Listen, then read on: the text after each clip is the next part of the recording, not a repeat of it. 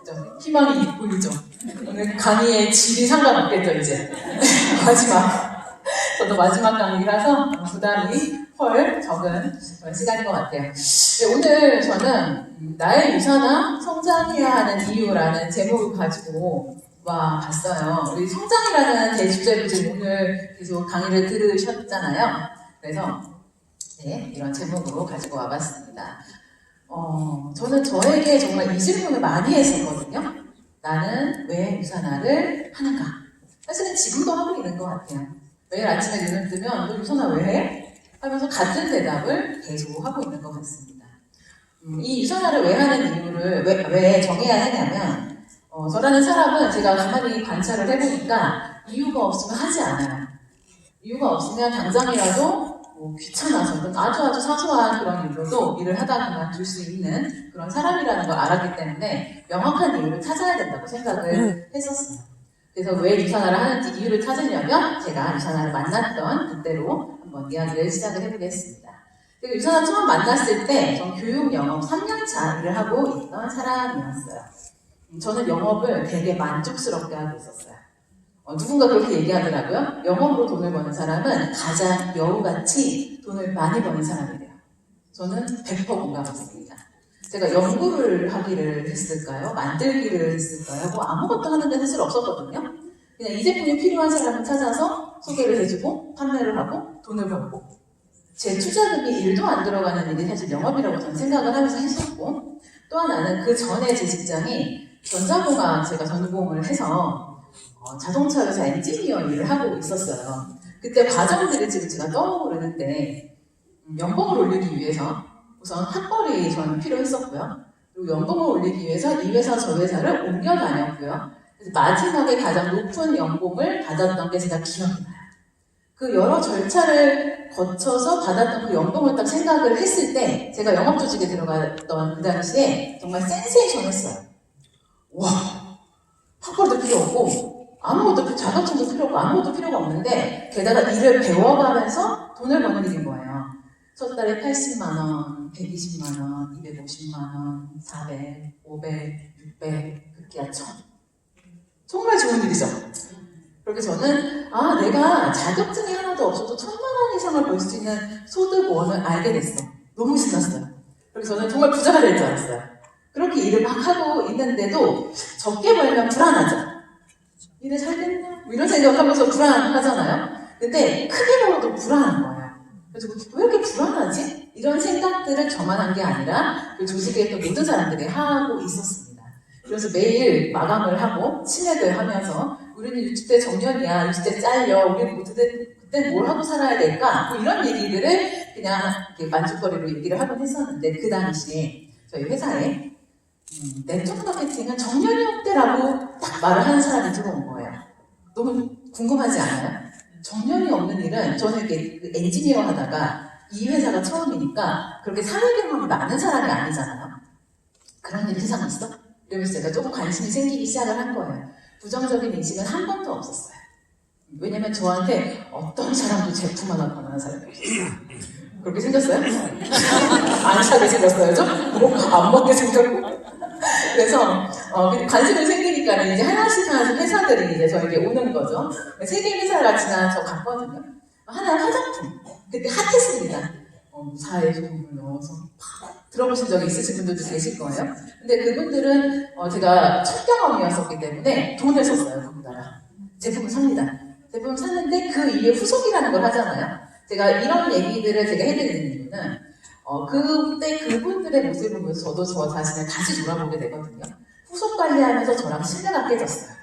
일을 한 것도 아닌데 일 안 했어요. 일 안 하고 그냥 뭔가 하는 과정 안에서 그래서 뭐지? 그러면서 그냥 일은 아닌가 봐. 저 사람 2년을 끊어야 되나 봐. 라고 하는 것도 지나갔고 그 다음에 영양제랑 되게 오래된 우리가 익히 알고 있는 그런 회사들 중에 한 회사도 왔었거든요. 큰 회사. 영양제도 했고 화장품도 있었던 그 회사. 근데 그분은 저한테 와서 건강 체크를 막 해줬어요. 건강 체크를 막 하면서 뭐라 그랬겠어요, 저한테? 저 이거 살 뺀 건데. 네, 혈관이 어쩌고, 뭐가 어쩌고, 막 이렇게 얘기하면서 살 뺀 기분이 나쁘죠? 사실 그것 때문에 기분이 나쁜 건 아니었고 저 T예요. 그래서 인정할 건 인정하고 들어갔을 때 보상 플랜을 풀으라고 제가 분명히 말했거든요. 앉자마자 보상 풀으세요. 그랬더니 아니 보상이 문제가 아니고요. 살 빼셔야 돼요. 아니 보상 풀으라고요. 그랬더니 살 빼셔야 돼요. 그래가지고 그 다음 연락을 피했죠. 말이 안 통하잖아요. 그리고 그 이후 회사는 뭐 사실은 네트워크 마케팅이라고 할 수도 없을 정도라고 생각했던 그런 회사들이 오고 가고 그렇게 지나쳐 가는 와중에 제가 네 번째로 왔던 회사가 유산하였어요. 근데 유산하 그 세 개 지나가면서 그래도 네트워크 괜찮다고 생각을 계속 했어요 제가.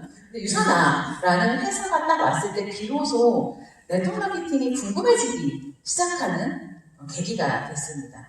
아마 여기 앉아 계신 거는 리더님들께서 제품으로 만났든 사업으로 만났든 다 이 일 때문에 오신 거예요. 맞죠? 너무 익숙한 그림이죠. 근데 이 그래프를 제대로 이해를 해야 된다는 생각을 저는 합니다. 제가 이 그래프를 처음 만났을 때 35년간의 채증이 내려가는 것 같았어요. 돈을 많이 벌어도, 돈을 적게 벌어도, 학벌을 쌓아도, 스펙을 쌓아도 뭔가 계속 왜 불안한 거지? 그래서 이 그래프를 보니까 이렇게 정리가 되는 거예요. 저기 끊고 그렇죠. 이렇게 노동력의 한계를 그러니까 말로 표현이 안 됐던 것 뿐이죠. 결국 얘 때문에 제가 계속 불안했었던 거였거든요.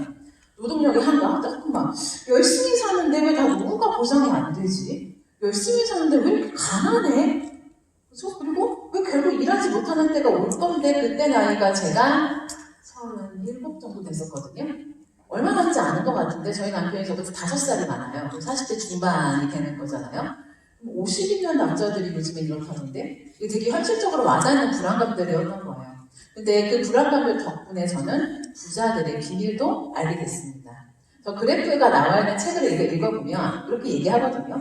부자들은 그들의 노동력을 절대로 노동소득에 쓰지 않는다. 권리소득, 시스템, 소득을 만들어가는데 본인의 노동력을 오로지 집중한다 라고 이야기를 하는 거였어요. 그렇게 해서 제가 이 사실을 알고 나서 오예 부자가 될 수 있을 것 같아요. 이런 생각을 해요. 한 번도 그런 생각 한 적 없었고 제 앞날이 그렇게 밝다고 생각해본 적이 한 번도 없었습니다. 그냥 근근히 살아가지 않을까라는 생각을 했었어요. 그걸 알게 된 순간부터 그림을 다시 그릴 수 있게 되죠. 제가 한번 정말 행복한 건 뭘까? 내가 어떻게 살아야지 정말 내가 잘 살 수 있을까? 기분이 좋을까? 뭐 이런 생각들을 제가 막 합니다. 그랬더니 제가 이 비즈니스에 호기심을 가졌던 이유는 이거였어요. 궁극적으로 나 행복하게 살고 싶어졌어 이제. 그리고 행복하게 사는 건 내가 모든 걸 선택할 수 있는 자유가 있다는 거였어. 이 생각을 하면서 제가 이 일에 호기심을 가져요. 그러면 유입당 해야죠. 그렇지 않나? 사람은 그렇게 호락호락한 동물이 아니에요.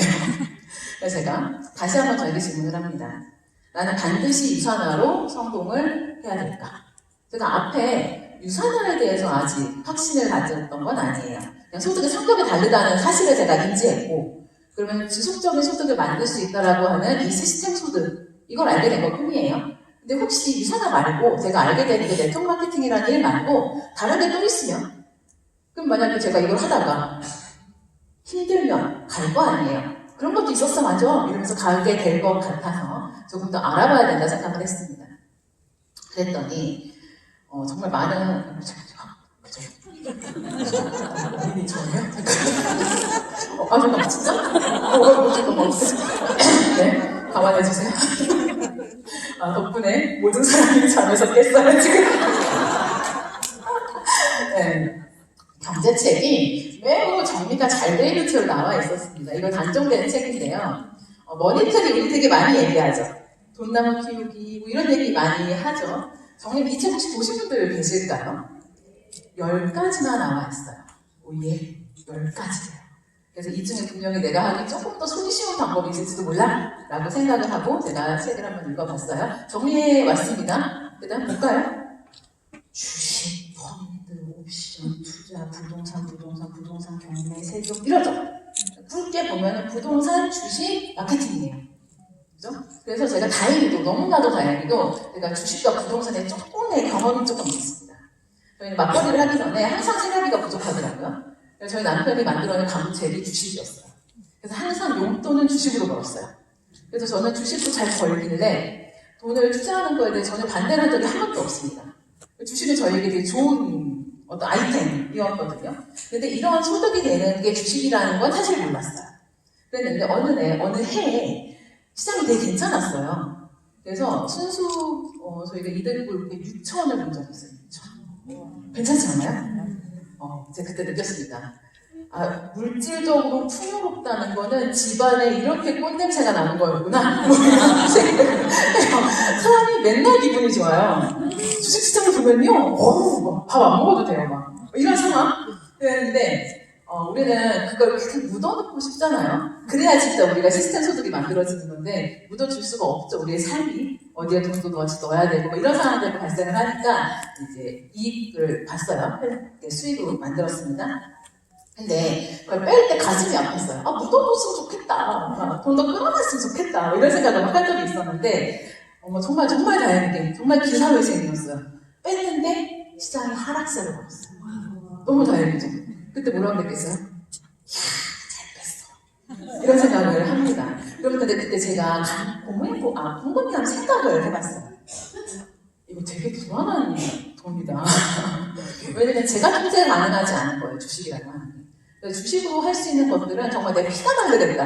이런 생각도 들었고, 또 하나는 저 주식을 앞으로도 할 거예요. 저희 집은. 하지만 나한테 안정적인 현금 흐름이 있다면 시장이 좋든 안 좋든 버텨낼 수 있는 힘이 있을 거라고 생각을 했습니다. 부동산도 마찬가지였어요. 저희 집 사는 집 말고 또 하나의 부동산을 한번 이렇게 한 적이 있었거든요. 집이 고공행진을 했습니다. 그때. 버스 타고 사람들이 시골에서 올라오는 그런 우리나라 지경이 됐었어요. 근데 그때 이대로 이렇게 가면 부동산도 성공할 것 같아요. 이런 생각을 제가 했는데요. 어느 날 갑자기 떨어지기 시작한 부동산 가격은 걷잡을 수 없었고, 금리는 올라갔고, 연끌했던 사람들은 쓰러졌고, 이런 상황들이 발생을 하는 걸 보면서도 제가 그때 생각을 했어요. 주식이든 부동산이든 우리는 모두 노동력의 한계를 보고 뭔가 준비를 한다. 그런데 그 준비를 할 때는 야심차게 했으나 안정적인 현금 흐름이 없다면 결국은 걔를 다시 잡아먹는구나. 그러면 현금 흐름을 만드는 게 먼저다. 이 흐름을 만들어놓고 그 다음에 주식과 부동산으로 확장하는 것들은 100% 성공할 수 있겠다. 라는 생각을 하면서 우선순위를 정하기 시작을 하죠. 그렇게 제가 누구나 할 수 있다라고 하는 이 네트워크 마케팅을 해야겠다는 생각을 해요. 그렇게 결정을 하고 다시 한번 저한테 물어봤습니다. 더 나은 일 있어? 왜 자꾸 물어봐요? 대답해서 빨리 하지? 네. 근데 계속 같은 질문을 하면요. 점점 더 정확한 답변이 나온다고 생각을 해요. 제가 더 나은 일이 있냐고 생각을 해봤더니 제가 이 일에 대해 모르더라고요. 네트워크 마케팅이 어떻게 권리 소득이 된다는지를 제가 모르더라고요. 그래서 책을 읽어야죠. 책이 다 아는 책들이실 거예요. 이 책들을 읽어봐요. 그랬더니 저는 사실은 돈을 버는 도구로 다가왔던 유선화라는 비즈니스였어요. 사실은 네트워크 마케팅 비즈니스였어요. 그런데 이 책을 읽어보니까 네트워크 마케팅이라고 하는 거는 직업을 넘어서서 직업을 넘어서서 정말 인생을 바꾸는 일이라고 이야기를 하고 있어요. 이 안에는 네트워크 마케팅이 가지고 주는 8가지 가치에 대해서 이야기를 하거든요. 8가지 가치? 오늘 8가지 다 얘기하고 가려고 하는데 10시에 끝나면 가능할 것 같기도 하고. 네, 책 꼭 읽어보시고요. 이 8가지 가치 안에서 직업을 넘어서서 인생을 바꾸는 일이라고 얘기해요. 이거를 조금 더 자세하게 얘기하면 현금으로 사는 건 아시죠? 네. 아시죠? 그림을 한번 떠올려 보시면 그 가운데는요, 사본면의 그 가운데는 아주 두껍고 아주 높은 벽이 있다고 이야기합니다. 일반 사람은 절대 건너갈 수 없는 그런 벽이 있는데 그 벽을 뛰어넘을 수 있는 일이 네트워크 마케팅이라고 이야기하고 있었어요. 그러면서 정말 좋은 거잖아요. 그죠? 해야 되겠는데 사고방식부터 바꾸라고 나와 있었어요. 사고방식부터. 다른 우리가 그냥 예사 생각하는 살을 빼라? 이런 게 아니고, 그죠? 사고방식부터 바꿔라. 사고방식? 이게 무슨 말인지 제가 잘 못 알아들어가지고 읽어봤더니 부자들은 항상 네트워크를 찾고 구축하기 위해 집중되어 있대요. 나머지 사람들은 그저 일자리나 찾는다고 합니다. 아무리 훌륭한 제품이나 아이디어도 네트워크 없이는 무용지물이래요. 유통망이 있어야 성공할 수 있습니다. 우리는 정말 좋은 아이템을 가지고 있다고 저는 생각을 하거든요. 어떤 것과도 비견할 수 없는 그런 아이템을 가지고 있다고 생각을 하는데 유통망이 있어야 성공할 수 있다고 해요. 그렇죠? 이거를 제가 처음에 딱 문장을 읽었을 때 100% 이해가 안 되는 거예요. 왜냐면 저는 아직 잘 모르는 사람이었으니까. 그래서 사고방식부터 바꾸라는 이 얘기를 제가 이렇게 생각했어요. 이 문장 자체가 이해가 안 된다, 지금 내가. 제대로. 그러면 나의 사고방식은 결코 사업가 같은, 부자 같은 사고방식은 아닌 것 같아. 마음 먹었습니다. 이 책을 내가 읽어가는데 나의 생각과 상충하는 생각이 있다라고 하면 난 내 생각을 버리겠어. 이 책에서 말하려고 하는 게 아마 그게 부자들의 생각일 거야. 라고 하면서 이 책을 이렇게 읽어나가죠. 이 책은 이렇게 이야기했어요. 이 일의 네트워크 마케팅의 본질은 시스템 구축이다. 그죠? 그거를 나도 하겠다는 생각으로 이 책 읽었어야 되는 거였어요. 그래서 저희가 다시 물어봤죠? 너도 시스템 구축이 이게 궁극적인 목표라는데 너도 동의해? 그게 동의가 되어야 너도 네트워크 마케팅이라고 하는 거를 할 수 있는 거야. 이거 할 거야? 그랬더니 할 거야. 제가 스스로에게 할 거야. 이런 생각을 좀 하죠. 근데 나의 목표가 시스템 구축이라고 하는 걸 방향성을 정말 제대로 설정해야 된다고 저는 생각을 해요. 왜냐면 저는 이전에 영업을 했던 사람입니다. 그러면 겉에서 보기에는 유선이랑 매우 흡사한 일이에요. 그렇지 않아요? 저희 일이 영업이 아니라고 이야기하지만 외부에서 다 영업이 아니라고 그대로 맞다고 얘기해주나요? 제품이 돌아다녀요. 그쵸? 필요한 사람한테 이 얘기를 권할 거예요. 그쵸? 근데 저는 영업은요, 시스템 구축과 전혀 무관한 일이에요. 영업은요, 내가 잘 팔면 되는 일이에요.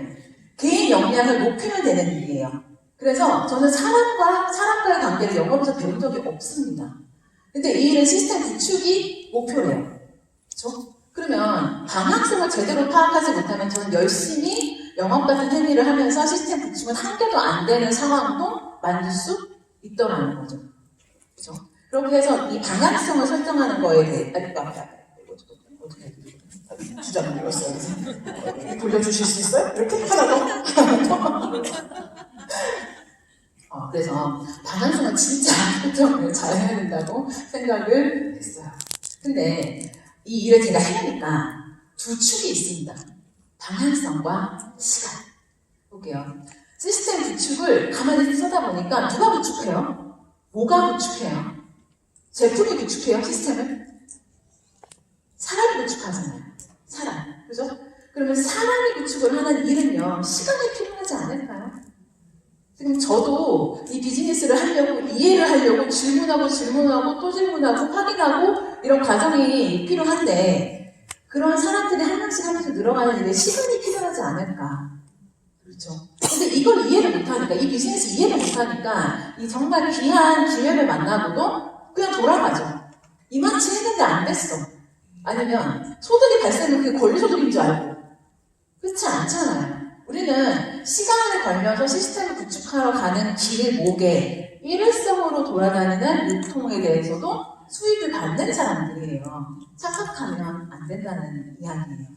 이걸 이해를 잘 못하니까 자꾸 집으로 돌아가시죠. 그죠? 정말 안타까운 어떤 생각들이 들기도 하고, 또 한 축은 어떤 축이 있냐면 시간이 필요하다고요. 모든 거에 우선순위에서 유선을 가장 뒤로 빼놓고 언제 해요? 지금 이게 급하니까 이거 먼저 하고, 이게 급하니까 이게 먼저 하고, 그 미루신 분의 파트너는 들어오자마자 다양해요. 제가 가입한 지 연조차를 재보니까 9년 됐어요.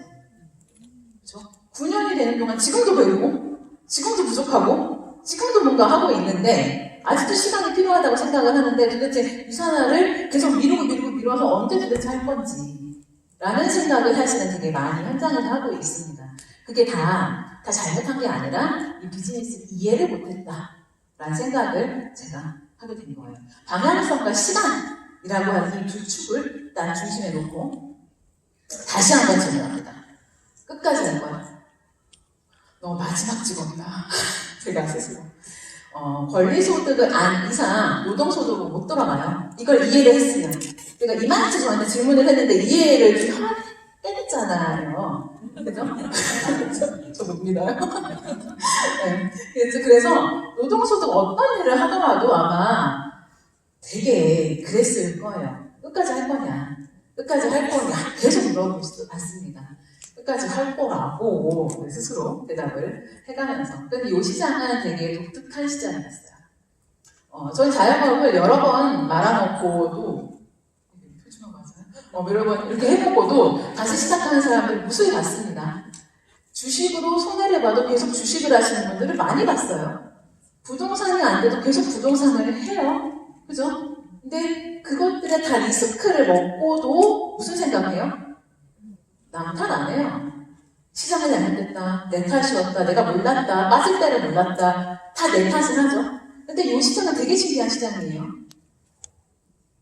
그거 다 성공하는 거 아니잖아.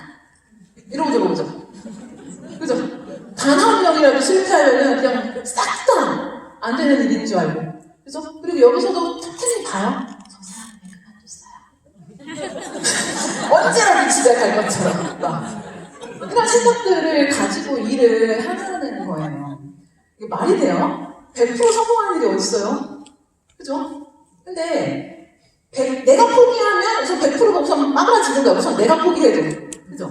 그런 상황에서 그거 말고 정말 생각해야 될 건 이거라고 생각합니다. 성공과 실패를 지금 논할 때가 아니에요. 네, 이걸 제대로 이해를 했으면 성공과 실패를 논할 때가 아니에요. 내가 만들어 놓은 금액의 목표들은 다 다를 수 있겠지만, 그죠? 제가 한 5년이 지나면 제 노동력이 상승해요. 제가 5년이 지나면 제가 일할 수 있는 시간이 확장됩니까? 늘어나요. 그죠? 우리 그냥 모든 인간들이 겪는 한계점을 놓고 이 비즈니스가 너무너무 필요한 비즈니스라고 하는 걸 이해를 한다면 성공과 실패를 논할 일이 아니라는 거예요. 끝까지 해야죠. 끝까지 해야죠. 뭐 할 건데요? 다른 방법이 없는데 내가 일을 노동력을 제공하지 않아도 나한테 돈이 들어오는 시스템을 만들 수 있는 방법이 그 어디에도 없는데 그거를 다 성공해? 이런 아주 얕은 질문들로 뭔가 이 비즈니스를 바라보는 건 아닌가 하는 생각을 좀 합니다. 모두 성공할 수 있어요. 끝까지 한다면. 저는 그래서 이 비즈니스를 이런 질문들을 통해서 저희 이유를 만들어냈어요. 이렇게 이 정도까지 제가 물어보고도 안 하면 정상 아니죠. 그래서 이렇게 만들어놓은 이유가 있었다 보니까 유선화를 해야 되나 말아야 되나 한 번도 고민해본 적 없어요. 여기서 어떻게 해야 되지? 여기서 어떻게 해야 돼? 나 지금 뭐 놓치고 있는 거야? 뭐 이런 고민들을 계속 지금도 사실은 지속되고 있지만 이 비즈니스를 해놔라? 이런 고민 하신 적 없어요. 그 고민에서 우리는 정말 많은 에너지들을 버리게 됩니다. 그래서 아마 이렇게 여러 가지 질문들, 제가 이유를 찾아갔던 그런 과정들을 여러분도 아마 밟으셨을 거라고 생각을 합니다. 그리고 만약에 그렇게까지 질문을 해보지 않으셨다고 하면 오늘의 저희 질문에 당장 대답을 해보는 그런 시간을 가지시면 좋을 것 같아요. 여기 찾았잖아요? 이제 how. 저희 스포서님 말씀하셨습니다. why 없이 수많은 how는 아무 소용없다고. 그렇죠? how가 중요한 게 아니라고. 정말 수많은 how는 내가 만들어낼 수 있다고. 그렇죠? 그렇게 했는데 그것을 그래도 로드맵이 있었어요. 로드맵은 얘인데요. 그렇죠? how는 앞에 네, 성공의 로드맵은 네, 성공의 8단계 다 들어보셨죠? 이대로 하면 돼요. 이 안에 다 있어요. 잘 모르겠으면 성공의 8단계를 찾아보세요. 나 어디서 지금 막혀있는 거야? 1단계부터 8단계까지 싹 한번 더 생각을 해보세요. 그럼 그 안에 다 있습니다. 그 안에 우리는 성장이라는 이름 앞에 항상 수평성장과 수직성장이라는 언어를 쓰고 있습니다. 근데 수평성장은 뭐예요? 얘기만 들어보면 수직성장은 딱 알겠죠? 주름이 막 올라가는 거예요. 그죠? 근데 그러려면 수직성장만 할 수 있을까요? 수평성장이 있어요. 수직성장이 있고. 또 수직성장하는 과정에 수평성장을 하는 그런 타이밍이 또 옵니다. 항상 같이 굴러가는 것 같아요. 근데 이것들이 성공의 8단계에 이렇게 잘 녹아져 있어요. 이게 성공의 8단계잖아요. 그죠? 제가 지금 저에게 주어진 시간이 45분이었거든요. 반 이상을 1단계에서 쓴 거예요. 그죠? 8단계 다 안 할 거예요. 그래서 1단계 썼어요. Y가 생기고 나면 이 뒤는 매우 속도가 빠르게 진행이 되고요. 그 중에서 제가 중요한 제가 일을 하다 보니까 그냥 책을 읽으면서 가장 중요한 건 Y라고 제가 배웠었는데 진짜 일을 현장에서 하다 보니까 정말 중요한 포인트를 알려드리려고 해요. 놓치지 마시라. 딱 이거부터 얘기해드릴게요. 우선 결단이라는 2단계에 들어가잖아요. 그러면은 각 지금 전국 RPS라든가 뭐 결단 안에서 고개러를 쓰고 계실 텐데 고개러의 저 항목이죠. 책 읽기, 영상 보기, 시스템 참석하기, 제품 애용하기 이거 모두 수평성장 아니에요. 근데 우리는 지금 이곳에 와 있는 건 수직성장을 위한 것이 더 궁금해서 오신 거잖아요. 그죠? 그래서 이 사업 설명과 추대는 항상 맞닿아 있다고 생각을 하기 때문에 같이 묶어서 이것을 내가 할 수 있는지가 정말 중요하다는 이야기를 해드리려고 합니다. 제가 이걸 해야겠다라고 생각을 딱 하고서요. 수치상관 해야 되잖아요. 그죠? 그래서 막 나갔어요. 제가 지금 저 수많은 질문지를 저한테 던지면서 대답을 해가면서 애를 써왔잖아요. 나가서 무슨 얘기 할까요? 그 얘기 하겠죠. 그렇지 않아요? 제가 저한테 질문했던 걸 다른 사람도 분명히 고민하고 있을 거라고 생각을 했었기 때문에 당연히 그 질문 하겠죠. 제가 어떻게 했었는지라고 제가 파이팅을 치는 생각을 하면서 곰곰이 써봤거든요. 그랬더니 우선 마음가짐에 멘트 이런 거는 중요하지 않은 것 같아요. 사실 멘트 두 번째 문제고 내가 그 사람한테 어떤 마음으로 만나고 있느냐 내가 지금 내 마음에 품고 있는 마음이 뭐냐 이게 가장 중요한 것 같습니다. 그래서 이 직장 동료한테 제가 첫 번째 거의 첫 파트너예요. 항상 돈을 벌어야 된대요. 저랑 영업조직 같이 있었어요. 근데 영업 못해요. 어떻게 슬프죠. 영업조직이 오래 못 버티겠죠. 그렇죠? 정말 이 친구한테 정말 마지막 기회를 줘야겠다는 생각을 제가 했어요. 기회를 줘야겠다 마음을 품고 가갖고 야 내가 기회를 갖고 왔어! 이상하잖아요. 그래서 그 마음을 다 품고 이런 대화, 이야기하는 중에 이렇게 그냥 그날 아침에 이야기예요. 나 목이 담았어. 죽을 것 같아. 나 그거 알아. 그거 말아가지고 먹으면 된대. 진짜? 이런 거 본 적 있냐? 이러면서 서플리먼트를 제가 막 펴서 얘기했습니다. 그랬더니 뭐라고 했을까요? 먹을래? 나 이거 먹을래? 그거 먹으면 돼. 먹는 거야. 근데 이거는 먹으면 되고 나랑 사업하자. 여기 좀 던졌어요. 뱅뱅뱅 돌리는 일이 아니에요. 이 친구하고 어떻게 자연스럽게 얘기한 게 아니라 이거 해야 돼. 야 제품 이 정도야. 이건 사야지. 그래서 시작했어. 물어보는 거예요. 다 물어보지 않아요? 너 시작했어? 이렇게? 그래서 그치? 너 이거 해야 돼? 그랬더니 이거 어떻게 하면 돼? 이렇게 얘기하면서 제가 홈미팅으로 데리고 가요. 설명했겠죠? 되게 심플했어요. 이거 강의하려고 준비하려고 보다 보니까 되게 심플했더라고요. 진짜 얘기하는 모든 맥락들이. 다음에는 아는 언니가 있었어요. 그 언니한테 맨날 비용이 어쩌고저쩌고 하는 거예요. 이런 얘기가 그냥 비일비재하게 나오잖아요. 그래가지고 저희 아들이 충동증 때문에 앉아서 잤어요. 그때 앉아서 자는 날이 얼마나 불쌍한지 아세요? 5살. 되게 이렇게 하고 근데 걔가 누워서 자요. 시사면 얼마나 신기해요. 그래갖고 앉아 자도 너무 눕혔어. 이거 먹어봐. 이렇게 얘기를 했어요. 그랬더니 뭔데? 그래가지고 이거 유산아 뭐 이렇게 얘기를 했더니 안 먹어. 이러는 거예요. 왜? 나 옛날에 먹어봤어. 나 그 옛날에 먹어보고 소개도 했었고 근데 지금 왜 안 먹어? 몰라. 장난하나 지금? 이런 생각을 제가 속으로 하면서 사업생각하지 뭐. 넘어갔어요. 이 제품이 어떻게 좋고 이게 중요하지 않았어요. 지금 뭐 마음에서 그러고 있는데 그리고 있는 상황에 타이밍이 옵니다. 꼭 또 새벽부터 전화가 와요. 야, 너 하는 일 어때? 저 하는 일은 전화가 아닙니다 이때. 그래가지고 이거 하지 마. 대본에 이거 하지 마. 이거 아니야. 그럼 이거 비전 없어.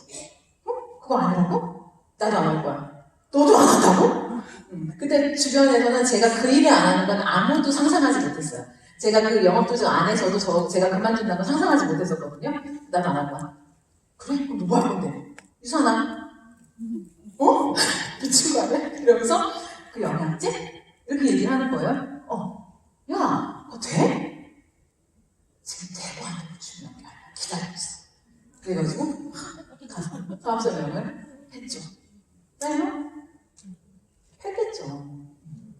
근데 이렇게 뭔가 계속 되게 심플한 이야기들을 제가 해고 다녔던 와중에 이번에는 진짜 제가 아는 사람이 진짜 없어요. 친구 없게 생겼죠. 그래서 아는 사람이 진짜 없어요. 그래서 이제 밖에서 구해야 되는 상황이 된 거예요. 제가 가던 네일샵 사장님. 네일샵 사장님한테는 한마디도 안 했어요. 티켓 끊어놓고 다니는 거 아시죠? 티켓 끊어놓고 가는 와중에 저는 항상 가면 좀 이렇게 좀 둘러봐요. 네일샵을. 무슨 얘기 좀 해야 되나? 뭐 이러면서. 그럼 혼자 생각해요. 아, 사장님 되게 네트워크 항상 많이 왔을 텐데, 아, 어떡하지? 뭐라고 말을 하지? 나 남들하고 좀 다른 말을 하고 싶은데. 뭐 이런 생각을 하면서 이런저런 막 질문을 했던 게 이런 거예요. 사장님 언제부터 일하셨어요? 그랬더니, 언제부터 했고, 이렇게 됐고, 이렇게 얘기를 하시는 거예요. 그래서 그러셨구나. 사장님 너무 잘하시는 것 같아요. 정말 내시적 감각도 있으신 것 같고 온갖 칭찬을 막 퍼부어가면서 막 이야기를 제가 했죠. 그러고서 사장님 꿈이 뭐예요? 꿈이야? 그런 게 안 했어요. 아니 그냥 저 같으면 이런 샵 여러 개 놓고 그냥 돌아다니면서 선생님 쓰고 돈 이렇게 걷어드리고 이렇게 할 것 같은데 사장님은 그런 거 꿈 아니에요? 그랬더니 아이고야 사장 없으면 손님 없어요 뭐 이러면서 이야기를 하면서 안 그래도 베트남에 뭘 하려고 했다 라는 얘기도 하면서 되게 멋있다 해외 사업까지 하시는 거예요? 뭐 이렇게 얘기를 해요. 그러면서 이야기의 맥락이 되게 없어요. 제가 가만히 보면 맥락이 잘 없거든요. 보시면 근데 사장님 여기 오시는 손님들 중에 열심히 사는데 돈 별로 없으신 분들 계시죠? 있지. 저는 이렇게 하는데 사장님 그런 농담하시면 안 되고 사장님이 무슨 말씀을 그렇게 하시는 거예요. 분명히 있어요. 열심히 사는데 돈 안 되는 사람 그 사람 저한테 소개시켜주면 제가 정말 고마울 것 같아요. 저라니까요? 사장님 그런 말씀하시면 그래서 제가 그때 집에 와요. 그 사람이 지루하고 집에 오는 거예요. 그리고 전화가 왔어요. 그렇게 해놓고 왔더니 그 사장님이 혼자 추측했대요. 나중에 보니까 저 여자도 네트워크 마케팅 하는 것 같은데 그런 거 하는 것 같은데 왜 자꾸 저런 질문하고 돌아가는 거야? 왜 알게 모르게 안 알려주고 저러고 가는 거야? 그래서 진짜 궁금해서 전화가 왔어요. 전화가 와도 제가 득달같이 달려가서 밥을 먹으면서 또 이렇게 얘기를 했었습니다. 근데 지금 이 세 가지 얘기 왜 하는지 혹시 아세요? 심플함을 말씀을 드리고 싶었던 것도 사실은 있었습니다. 근데 중요한 건 뭐냐면 제가 이거 진짜 저 누구 보는 거야? 다 이 지인들한테 직접 사용 설명을 했던 그때가 빌더 때문에 하는 거예요. 빌더 많으시죠? 네. 사업 설명을 빌더 때 하는 거예요. 제가 알기로 수많은 스타 아이언님은 빌더 언스버 때 사업 설명을 했다고 알고 있어요. 내가 스스로 사업 설명을 한다는 거는 되게 큰 의미가 있거든요. 왜냐면 수평성과 수직성과 같이 공존하고 있는 일인데 사업 설명 연습해보시는 분들 계실 것 같아요. 듣는 거 100번 들어도 한 번 내 입으로 배기가 힘들어요. 엄청난 시간이 들어갑니다. 엄청나게 못한다는 것도 알게 돼요. 자기 애가 강하신 분들은 사업 설명 연습을 한번 해보세요. 자기를 격렬하게 시작할 거예요. 그리고 이 사업 설명을 하다 보면은 자신감이 올라가요. 그러면서 네트워크 마케팅 기존에 대해 정말 잘 알고 싶어져요. 왜냐면 사업 설명해야 되잖아요. 이 사람은 내 사업이라는 걸 전달을 해야 되는 상황이잖아요. 그러니까 자꾸 책도 읽게 되고 연습도 하게 되고 점점 멋있어 보였으면 좋겠고 전문가처럼 있으면 좋겠는 거예요. 그런 욕심들이 자꾸 생겨나는 거예요. 그래서 여기에 많은 시간들이 정말 투자가 되고요. 실질적으로 지금 현재 저도 사업 설명을 연습하고 있는 파트너님들이 사업 설명 제가 해준다고 할 때가 다 좋아할지 않았거든요. 그랬더니 그때는 죽어가던 양반들이 본인들이 사업 설명을 하고 나니까는 날개를 다하는 느낌이 있습니다. 그래서 시간 투자 필요하지만 반드시 내가 사업 설명 할 수 있어야 된다고 저는 생각을 좀 합니다. 또 하나는 이건 정말 그냥 그러니까 일하다가 보니까 팀이 정말 터질 것 같아서 해보라고 했던 것들인데 미팅을 피드백하는 거예요. 우리가 나가서 미팅이라는 걸 하잖아요. 그죠? 미팅을 하면 내가 무슨 말 하고 있는지 되게 명확하게 아세요? 네, 녹음을 한번 해보세요. 엄청난 용기가 필요해요. 녹음 버튼을 누를 수 있는 용기, 내 목소리를 내가 들을 수 있는 용기 두 가지가 필요해요. 여기서 다 무너져 내려서 몇 년이 거쳐도 이걸 안 해요. 그죠? 근데 이 두 가지를 정말 해보십시오. 그러면 이런 걸 느끼게 돼요. 나 귀가 없나? 안 된다. 분명히 얘가 원하는 거 나한테 분명히 어필을 했는데 나는 왜 안 되지? 이런 생각 하시고 호감으로 사람들하고 친해지라고 보내놨더니 비호감이 돼서 다 싸우고 들어오고 그쵸? 근데 몰라요. 모른다니까요. 진짜 스스로는 몰라요. 그래서 스폰서한테 막 얘기하죠. 제가 이런 얘기했고요. 저런 얘기했고요. 저런 얘기했고요. 근데 그 다음부터 연락이 두절되고 정말 많이 일어나잖아요. 근데 그런 경험이 지금 혹시 이 소리 웃으시는 이렇게 많이 웃으시는가요? 근데 한번 진짜 녹음 파일 들어보세요. 녹음 파일 들어보면 진짜 막 사람이면 막 까내는 사람도 있고요. 사람을 막 또 올려서 내가 을병성이 되는 상황은 또 너무너무 많고요. 그런 것들을 내가 올바로 봤을 때 내가 정말 나를 객관화할 수 있는 거라고 생각을 하고 가장 빠른 성공의 지름길이라고 저는 생각합니다. 내가 어떻게 사람을 대하고 있는지. 이 두 가지가 되면 직접 사업 설명하는 게 속도가 붙겠죠? 그죠? 아까 앞에서 말했던 저희 지인 1, 2, 3는 항상 즉흥적이었어요. 가자! 이런 거 하고 기다려! 갈게! 이런 거. 요즘 뭐 전화 오면 딱 달려가야 되니까 그걸 스폰서님 시간 맞추고 그 양반 시간 맞추고 저 시간 맞추고 이거 가능해요? 너무 힘들지 않아요? 내가 직접 사업 설명을 한다는 거는 한 10배의 시간이 단축이 되거든요. 이거를 정말 중요하다고 생각해요. 내가 직접 사업 설명하고 그 다음에 스폰서님 만나뵙게 하는 거. 이게 정말 저한테는 일하면서 중요하다고 생각했던 거였고요. 그래서 저희 스폰서님이 항상 말씀하셨습니다. 사업 설명을 내가 직접 할 수 있을 때, 사실은 더 나아가서 성공의 8단계를 내가 직접 다 밟을 수 있을 때 진짜 소득이 시작된다. 그 전에 소득은 진짜 소득이 아니었던 거예요. 내가 지금 사업 설명을 하고 계시지 않는다면 그 소득은 사라질 거예요. 내가 직접 나의 레그를 생각하고 있지 않으시다면 그 소득은 금방 사라집니다. 중요하겠죠? 실천, 그동안 없어지는 거. 그죠? 그런 다음에 제가 성공의 8단계에서 정말 중요하게 짚고 넘어가는 부분은 상담이에요. 1, 2, 3, 4, 5, 6, 7번에 있어서 중요함을 인식하실지 모르겠습니다. 상담은요, 그냥 아무것도 경험하지 않고 할 수 없어요. 아무것도 경험하지 않고 스폰서님의 시간을 빼앗을 수 없어요. 스폰서님은 저희를 도와주시는 분은 맞지만 도와줘야 되는 사람은 아니에요. 그죠? 이게 팀워크가 맞아야 돼요. 현장에서 일을 한 걸 가지고서 스폰서님과 상담을 해보시는 분들은 정말 많은 걸 배우실 거예요. 왜냐하면 그 10여 년의 그 노하우가 저 안에 있어요. 스폰서님 몸속에 있어요. 저 머릿속에 있어요. 근데 그거를 현장 경험을 가지고 왔을 때 같은 상황을 바라보는 시각, 같은 상황을 해석하는 능력, 통찰력, 앞으로 어떤 일이 일어날 거다, 조심해야 되는 부분, 잘한 부분, 이런 모든 것들이 그 이야기를 했을 때만 스폰서님의 노하우가 진짜로 나와요. 그죠?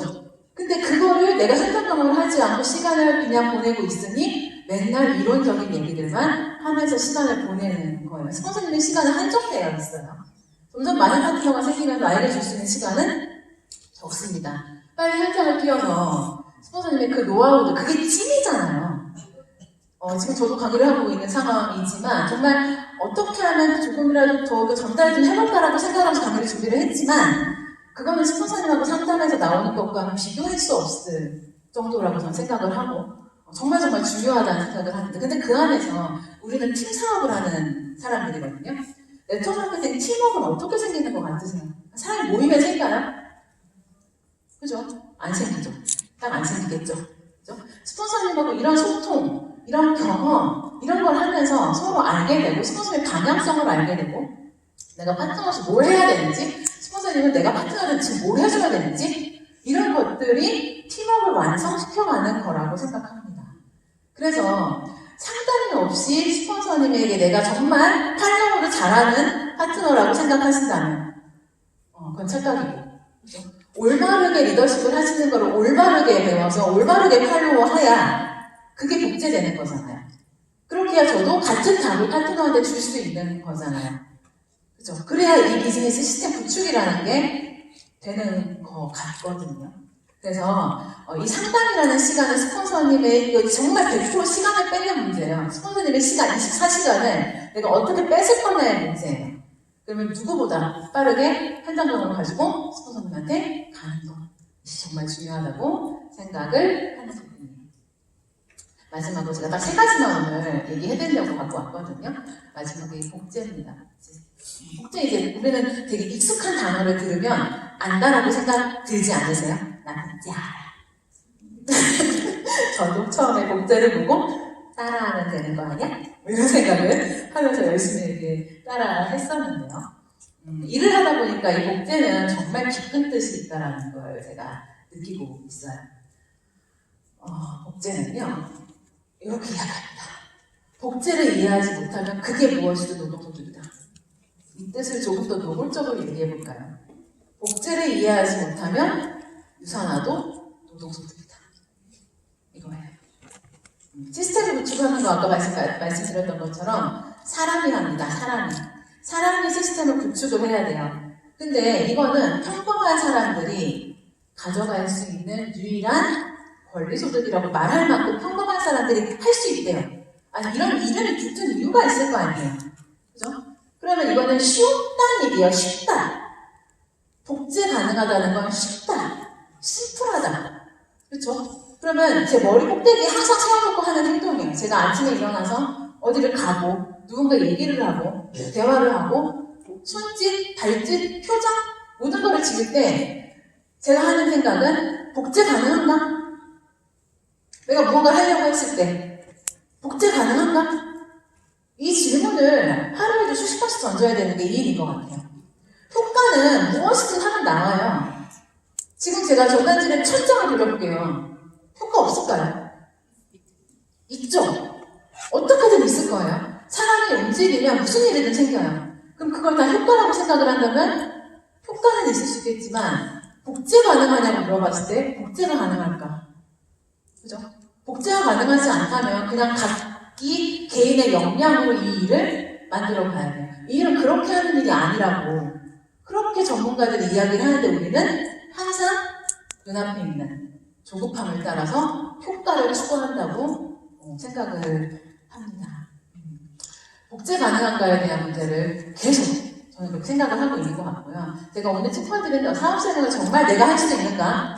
그리고 현장의 경험을 가지고 정말 스폰서님의 저 속에 있는 그런 노하우들을 배우려고 상담 요청을 내가 하고 있는지, 스폰서님 시간을 뺏고 있는지, 그리고 그 복제를 우선 내가 잘하고 있는지, 그죠? 그리고 내가 하는 모든 일을 나의 파트너한테 시킬 수 있는지, 그거에 대한 판단 기준만 내가 가지고 간다고 하면 반드시 지금 목표한 모든 성장을 이루어내실 수 있을 거라고 생각을 합니다.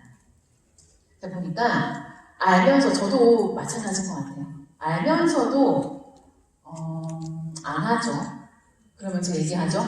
나 알아. 알고 언젠가 하는데 아니까 라고 하는 생각을 정말 많이 저도 했던 것 같아요. 하지만 스티븐 코비가 명확하게 짚어줘서 제가 얘기했죠. 전문가들이 말하고 나랑 상충한다? 제 말이 맞다. 이렇게 알면서도 행하지 않으면 정말로 아는 게 아닙니다. 하지만 우리는 그로인가 부자님들은 아는 만큼 행하시고 그 행하시는 만큼 성장하는 리더님들이 되실 거라고 응원드리도록 하겠습니다. 감사합니다.